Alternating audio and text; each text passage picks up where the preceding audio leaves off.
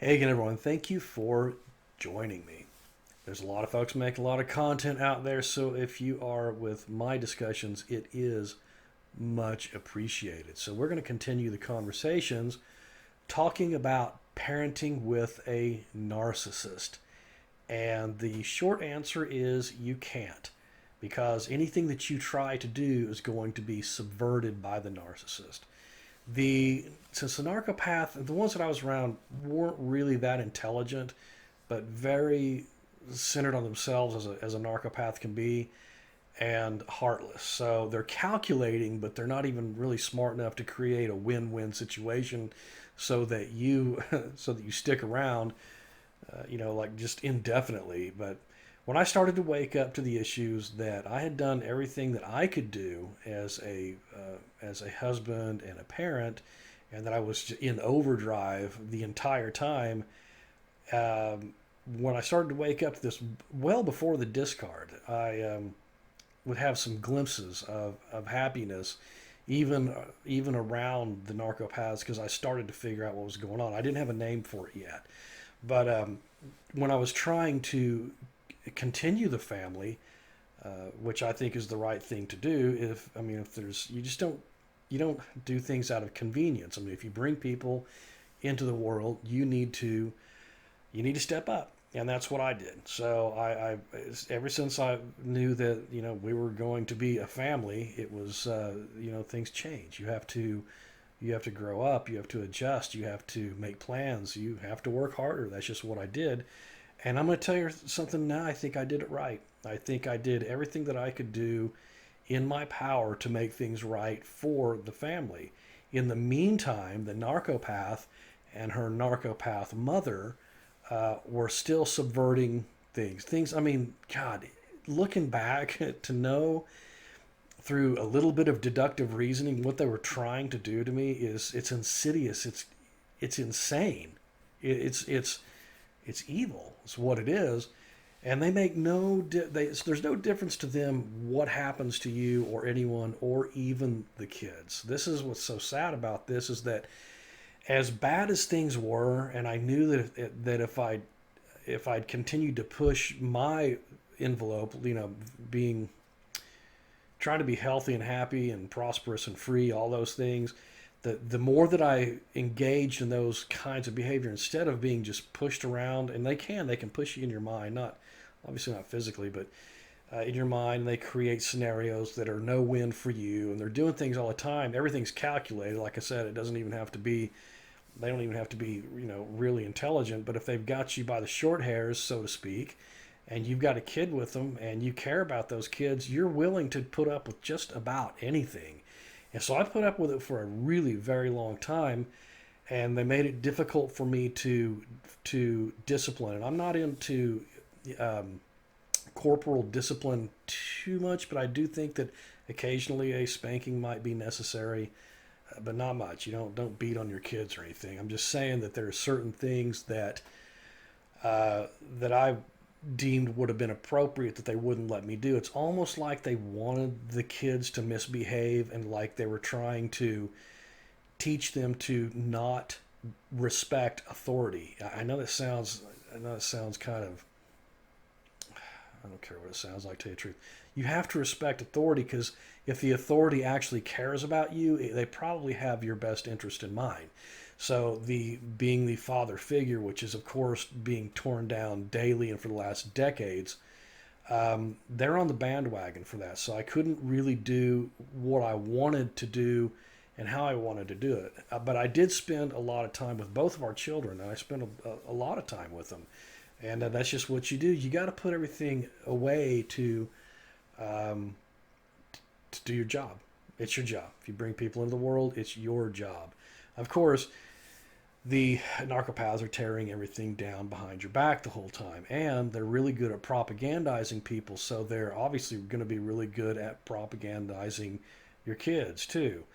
One of them is just nearly alienated from me. Never just, it was like everything was just in spite of what I was trying to do.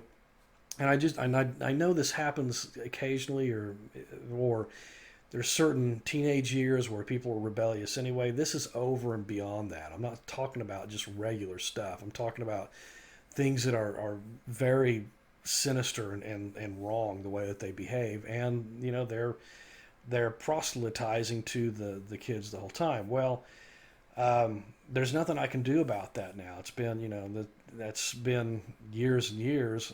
Fortunately, and many of you know that, I had a couple of years of primary custody with our first son.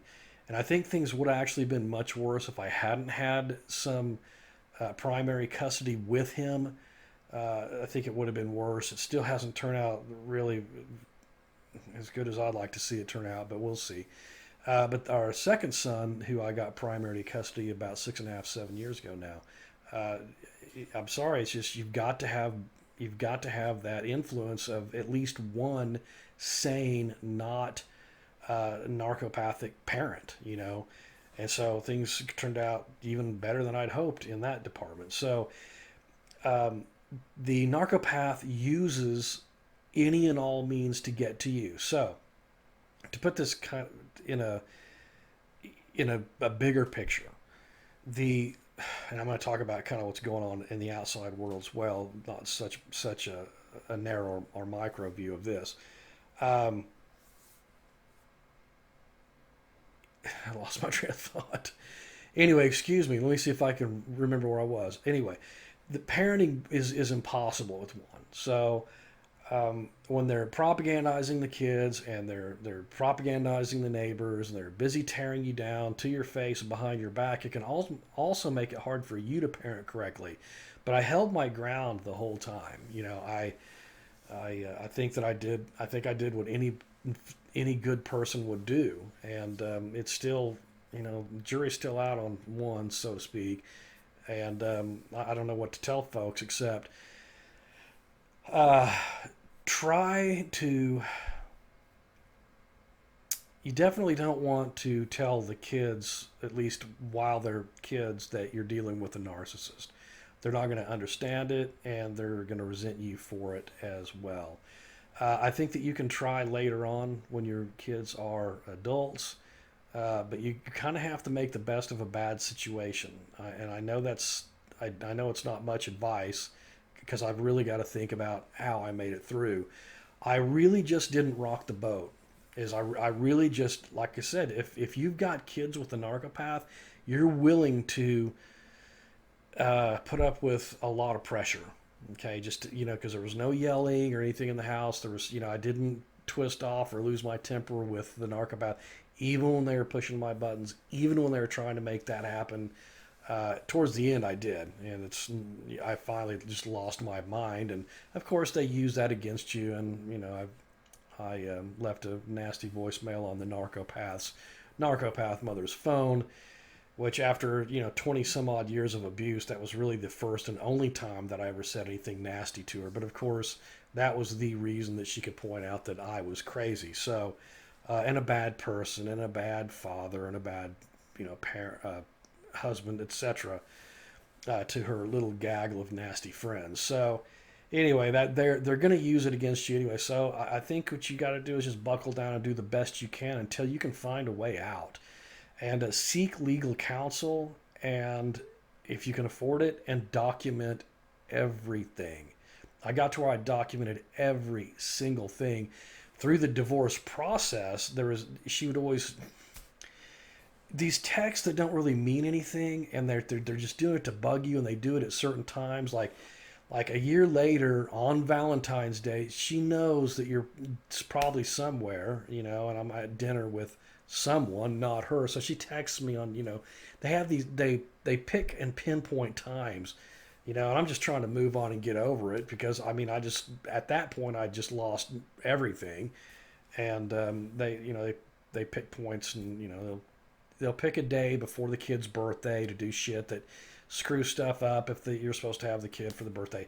You can't let the kids see any of this. This is until later. And then I think that you're obligated to defend yourself when the kids are adults, and I think that you need to tell them. On that note, y'all know that I believe that I was poisoned by this bitch and her mother. I think they poisoned me on several occasions. And the topic did come up, and I mentioned it to the older son that's been pretty much alienated from me all pretty much the whole time. And this is a very telling response. This is how I know I've lost for now, and maybe even from now on, I need to accept it. Is when I said, I think that this happened. We were talking about it, and he goes, well, that's your drama. And I thought, wow, out of all the responses, not I'm sorry that happened, or even I'm sorry that you think that happened. That's, something's, have you done anything? Is there no other response except that's your drama? So I realize that the kid is so alienated from me at this point, it doesn't matter what I say. So if someone tells me that they thought that their life was in danger, or that there was an attempted murder, I wouldn't put it off as drama to them. That's just not a response that probably you or I would make. So all the way from the beginning, I had to buckle down. I knew I was in for a rough ride. I knew that things weren't going to be good because they weren't really that great to begin with. I just didn't have anything to compare it to. So having a kid with one is, like I said, it's next to impossible, but document everything, get legal counsel. Of course, if there's any violence or anything, then you need to just call the police. But if you can start to make arrangements to get away from them, then do. See, I didn't realize until it was so late in the game. I mean, let's see, when was that? So one child's a teenager already, and there was several years younger, let's put it that way. And I didn't realize. If you're realizing this now, start to make an escape plan, really. Get some professional counseling with people who know about narcissism. Start saving some money. Start making some plans to get out. Document every single little thing. I do think that we are stepping in the right direction, that the narcissism epidemic, which is what it is more apparent now. I don't think it was really talked about much when I was going through the issues with mine. And my attorney had said he had one other client that started to bring this up, and now it's kind of at the forefront. So maybe some of the judges have heard, maybe the attorneys, heard. And if you watch people long enough, you can tell. Even if you're a judge, even if you're a lawyer, it doesn't mean that you're inhuman. I know the court system it's a piece of shit. I know that. I went through it. But once you learn how to navigate it and you learn how to get through it, you're going to be better off. And then at least your kids have a chance to be better off. It's not saying that they will. I don't know. Like I said, I think one of them is just so alienated. I don't even know what to do at this point. So anyway, so you, I don't know, buckle down.